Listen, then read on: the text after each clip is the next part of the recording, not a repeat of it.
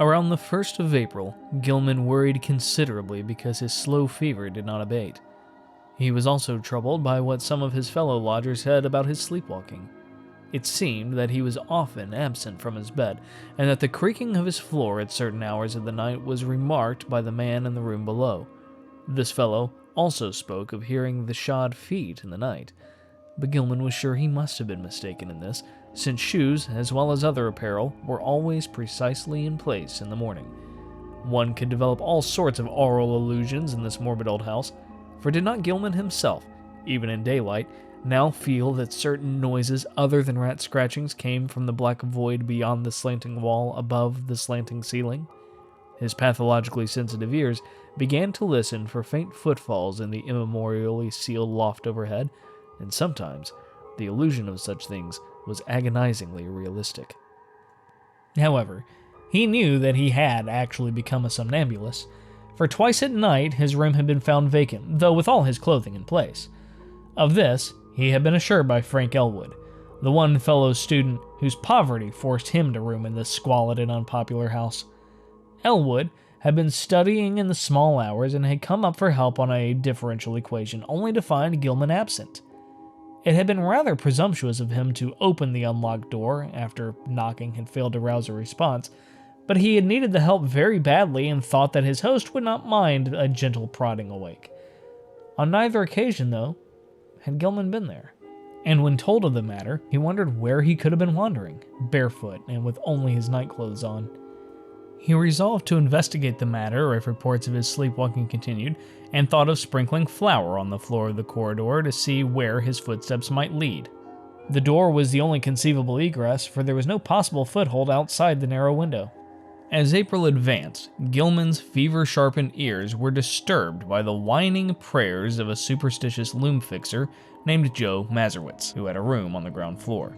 Mazurewicz had told long, rambling stories about the ghost of old Keziah and the furry, sharp-fanged, nuzzling thing, and had said he was so badly haunted at times that only his silver crucifix, given him for the purpose by Father Iwaniki of St. Stanislaus's Church, could bring him relief. Now he was praying because the witch's Sabbath was drawing near.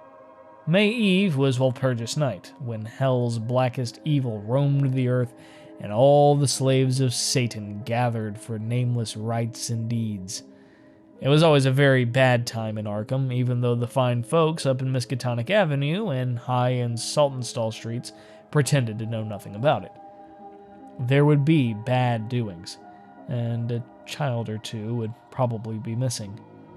Joe knew about such things, for his grandmother in the old country had heard tales from her grandmother.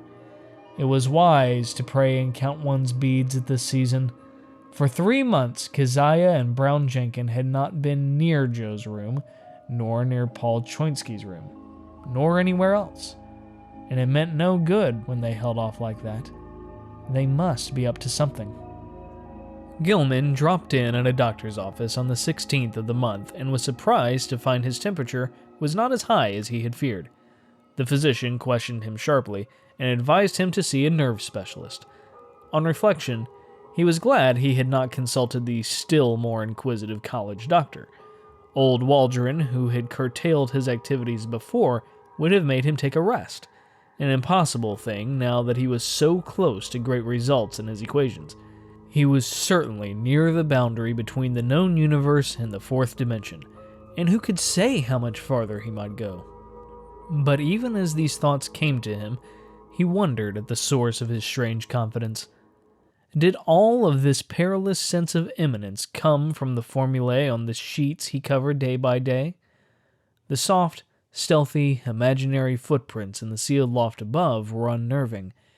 And now, too, there was a growing feeling that somebody was constantly persuading him to do something terrible which he could not do. How about the somnambulism? Where did he go sometimes in the night? And what was that faint suggestion of sound which once in a while seemed to trickle through the maddening confusion of identifiable sounds even in broad daylight in full wakefulness? Its rhythm did not correspond to anything on earth, unless perhaps to the cadence of one or two unmentionable Sabbath chants, and sometimes he feared it corresponded to certain attributes of the vague shrieking or roaring sound in those wholly alien abysses of dream. The dreams were meanwhile getting to be atrocious. In the lighter preliminary phase, the evil old woman was now of fiendish distinctiveness, and Gilman knew she was the one who had frightened him in the slums. Her bent back, long nose, and shriveled chin were unmistakable, and her shapeless brown garments were like those he remembered.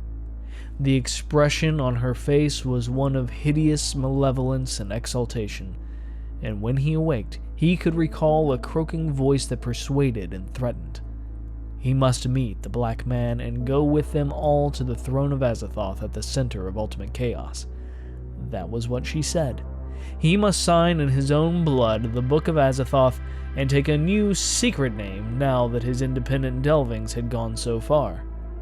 What kept him from going with her and Brown Jenkin and the other to the throne of chaos where the thin flutes pipe mindlessly was the fact that he had seen the name Azathoth in the Necronomicon and knew it stood for a primal evil too horrible for description. The old woman always appeared out of thin air near the corner where the downward slant met the inward slant. She seemed to crystallize at a point closer to the ceiling than to the floor, and every night she was a little nearer and more distinct before the dream shifted. Brown Jenkin, too, was always a little nearer at the last, and its yellowish-white fangs glistened shockingly in that unearthly violet phosphorescence.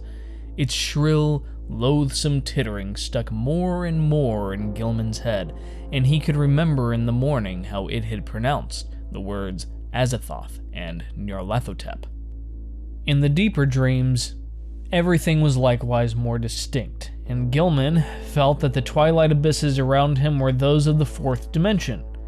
Those organic entities whose motions seemed least flagrantly irrelevant and unmotivated were probably projections of life forms from our own planet, including human beings. What the others were in their own dimensional sphere, or spheres, he dared not try to think.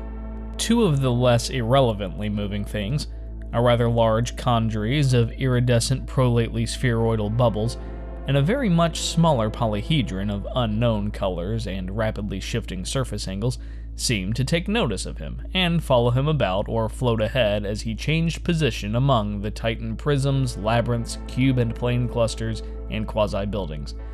And all the while, the vague, shrieking and roaring waxed louder and louder, as if approaching some monstrous climax of utterly unendurable intensity. During the night of April 19th through the 20th, the new development occurred. Gilman was half involuntarily moving about in the twilight abysses with the bubble mass and the small polyhedron floating ahead, when he noticed the peculiarly regular angles formed by the edges of some gigantic neighboring prism clusters. In another second, he was out of the abyss and standing tremulously on a rocky hillside bathed in intense diffused green light. He was barefooted and in his nightclothes, and when he tried to walk, discovered that he could scarcely lift his feet. A swirling vapor hid everything but the immediate sloping terrain from sight, and he shrank from the thought of the sounds that might surge up out of that vapor. Then he saw the two shapes laboriously crawling toward him, the old woman and the little furry thing. The crone strained up to her knees and managed to cross her arms in a singular fashion, while Brown Jenkin pointed in a certain direction with a horribly anthropoid forepaw, which it raised with evident difficulty. Spurred by an impulse he did not originate, Gilman dragged himself forward along a course determined by the angle of the old woman's arms and the direction of the small monstrosity's paw, and before he had shuffled 3 steps, he was back in the twilight abysses. Geometrical shapes seethed around him, and he fell dizzily and interminably. At last, he woke in his bed in the crazily angled garret of the eldritch old house. He was good for nothing that morning and stayed away from all his classes. Some unknown attraction was pulling his eyes in a seemingly irrelevant direction, for he could not help staring at a certain vacant spot on the floor. As the day advanced, the focus of his unseeing eyes changed position, and by noon he had conquered the impulse to stare at vacancy. About 2 o'clock, He went out for lunch, and as he threaded the narrow lanes of the city, he found himself turning always to the southeast. Only an effort halted him at a cafeteria in Church Street, and after the meal, he felt the unknown pull still more strongly. He would have to consult a nerve specialist after all. Perhaps there was a connection with his somnambulism, but meanwhile, he might at least try to break the morbid spell himself. Undoubtedly, he could still manage to walk away from the pull, so, with great resolution, he headed against it and dragged himself deliberately north along Garrison Street. By the time he had reached the bridge over the Miskatonic, he was in a cold perspiration, and he clutched at the iron railing as he gazed upstream at the ill-regarded island, whose regular lines of ancient standing stones brooded sullenly in the afternoon sunlight. Then he gave a start, for there was a clearly visible living figure on that desolate island, and a second glance told him it was certainly the strange old woman whose sinister aspect had worked itself so disastrously into his dreams. The tall grass near her was moving too, as if some other living thing were crawling close to the ground. When the old woman began to turn toward him, he fled precipitately off the bridge and into the shelter of the town's labyrinthine waterfront alleys. Distant though the island was, he felt that a monstrous and invincible evil could flow from the sardonic stare of that bent, ancient figure in brown. The southeastward pull still held, and only with tremendous resolution could Gilman drag himself into the old house and up the rickety stairs. For hours, he sat silent and aimless, with his eyes shifting gradually westward.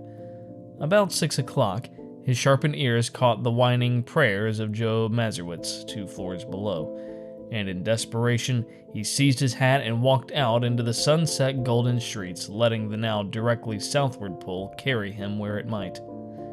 An hour later, darkness found him in the open fields beyond Hangman's Brook, with the glimmering spring stars shining ahead. The urge to walk was gradually changing to an urge to leap mystically into space, and suddenly, he realized just where the source of the pull lay. It was in the sky. A definite point among the stars had a claim on him and was calling him. Apparently, it was a point somewhere between Hydra and Argo Navis, and he knew that he had been urged toward it ever since he had awakened soon after dawn. In the morning, it had been underfoot. Afternoon found it rising in the southeast, and now it was roughly south but wheeling towards the west. What was the meaning of this new thing? Was he going mad? How long would it last? Again, mustering his resolution, Gilman turned and dragged himself back to the sinister old house. Mazurewicz was waiting for him at the door and seemed both anxious and reluctant to whisper some fresh bit of superstition. It was about the witchlight. Joe had been out celebrating the night before. It was Patriots' Day in Massachusetts, and had come home after midnight. Looking up at the house from the outside, he had thought at first that Gilman's window was dark, but then he had seen the faint violet glow within. He wanted to warn the gentleman about that glow, for everybody in Arkham knew it was Keziah's witchlight which played near Brown Jenkin and the ghost of the old crone herself. He had not mentioned this before, but now he must tell about it, because it meant that Keziah and her long-toothed familiar were haunting the young gentleman. Sometimes he and Paul Choinsky and landlord Dombrowski thought they saw that light seeping out of cracks in the sealed loft above the young gentleman's room, but they had all agreed not to talk about that. However, it would be better for the gentleman to take another room and get a crucifix from some good priest like Father Iwaniki. As the man rambled on, Gilman felt a nameless panic clutch at his throat. He knew that Joe must have been half drunk when he came home the night before, yet this mention of a violet light in the garret window was of frightful import. It was a lambent glow of this sort which always played about the old woman and the small furry thing in those lighter, sharper dreams which prefaced his plunge into unknown abysses, and the thought that a wakeful second person could see the dream luminance was utterly beyond sane harborage. Yet where had the fellow got such an odd notion? Had he himself talked as well as walked around the house in his sleep? No, Joe said, he had not. But he must check up on this. Perhaps Frank Elwood could tell him something, though he hated to ask. Fever, wild dreams, somnambulism, illusions of sounds, a pull towards a point in the sky, and now a suspicion of insane sleep-talking. He must stop studying, see a nerve specialist, and take himself in hand. When he climbed to the second story, he paused at Elwood's door but saw that the other youth was out. Reluctantly, he continued up to his garret room and sat down in the dark. His gaze was still pulled to the southwest, but he also found himself listening intently for some sound in the closed loft above, and half imagining that an evil violet light seeped down through an infinitesimal crack in the low, slanting ceiling. That night, as Gilman slept, the violet light broke upon him with heightened intensity, and the old witch in small furry thing, getting closer than ever before, mocked him with inhuman squeals and devilish gestures. He was glad to sink into the vaguely roaring twilight abysses, though the pursuit of that iridescent bubble congeries in that kaleidoscopic little polyhedron was menacing and irritating. Then came the shift as vast converging planes of a slippery-looking substance loomed above and below him, a shift which ended in a flash of delirium and a blaze of unknown alien light in which yellow, carmine, and indigo were madly and inextricably blended. He was half lying on a high, fantastically balustraded terrace above a boundless jungle of outlandish, incredible peaks, balanced plains, domes, minarets, horizontal discs poised on pinnacles, and numberless forms of still greater wildness, some of stone and some of metal, which glittered gorgeously in the mixed, almost blistering glare from a polychromatic sky. Looking upward, he saw 3 stupendous discs of flame, each of a different hue and at a different height, above an infinitely distant curving horizon of low mountains. Behind him, tiers of higher terraces towered aloft as far as he could see. The city below stretched away to the limits of vision, and he hoped that no sound would well up from it. The pavement from which he easily raised himself was of a veined, polished stone beyond his power to identify, and the tiles were cut in bizarre angled shapes which struck him as less asymmetrical than based on some unearthly symmetry whose laws he could not comprehend.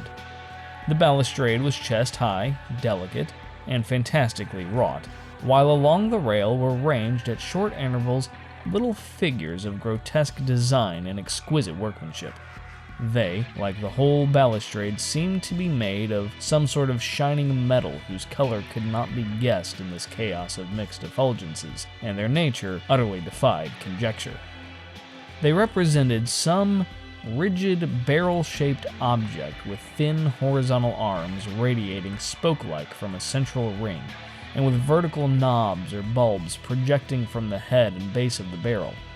Each of these knobs was the hub of a system of 5 long, flat, triangularly tapering arms arranged around it like the arms of a starfish, nearly horizontal, but curving slightly away from the central barrel. The base of the bottom knob was fused to the long railing with so delicate a point of contact that several figures had been broken off and were missing. The figures were about 4.5 inches in height, while the spiky arms gave them a maximum diameter of about 2.5 inches. When Gilman stood up, the tiles felt hot to his bare feet. He was wholly alone, and his first act was to walk to the balustrade and look dizzily down at the endless cyclopean city almost 2,000 feet below. As he listened, he thought a rhythmic confusion of faint musical pipings covering a wide tonal range welled up from the narrow streets beneath, and he wished he might discern the denizens of the place. The sight turned him giddy after a while, so that he would have fallen to the pavement had he not clutched instinctively at the lustrous balustrade. His right hand fell on one of the projecting figures, the touch seeming to steady him slightly. It was too much, however, for the exotic delicacy of the metalwork, and the spiky figure snapped off under his grasp. Still half dazed, he continued to clutch it as his other hand seized a vacant space on the smooth railing. But now his oversensitive ears caught something behind him, and he looked back across the level terrace. Approaching him softly, though without apparent furtiveness, were 5 figures, 2 of which were the sinister old woman and the fanged, furry little animal. The other 3 were what sent him unconscious, for they were living entities about 8 feet high, shaped precisely like the spiky images on the balustrade, and propelling themselves by a spider-like wriggling of their lower set of starfish arms. Gilman awakened in his bed, drenched by a cold perspiration, and with a smarting sensation in his face, hands, and feet. Springing to the floor, he washed and dressed in frantic haste as if it were necessary for him to get out of the house as quickly as possible. He did not know where he wished to go, but felt that once more he would have to sacrifice his classes.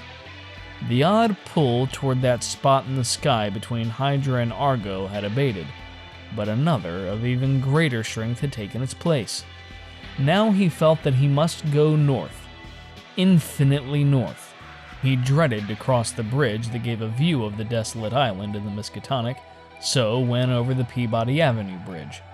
Very often he stumbled, for his eyes and ears were chained to an extremely lofty point in the blank blue sky. After about an hour, he got himself under better control and saw that he was far from the city. All around him stretched the bleak emptiness of salt marshes, while the narrow road ahead led to Innsmouth, that ancient, half-deserted town which Arkham people were so curiously unwilling to visit. Though the northward pull had not diminished, he resisted it as he had resisted the other pull, and finally found that he could almost balance the one against the other.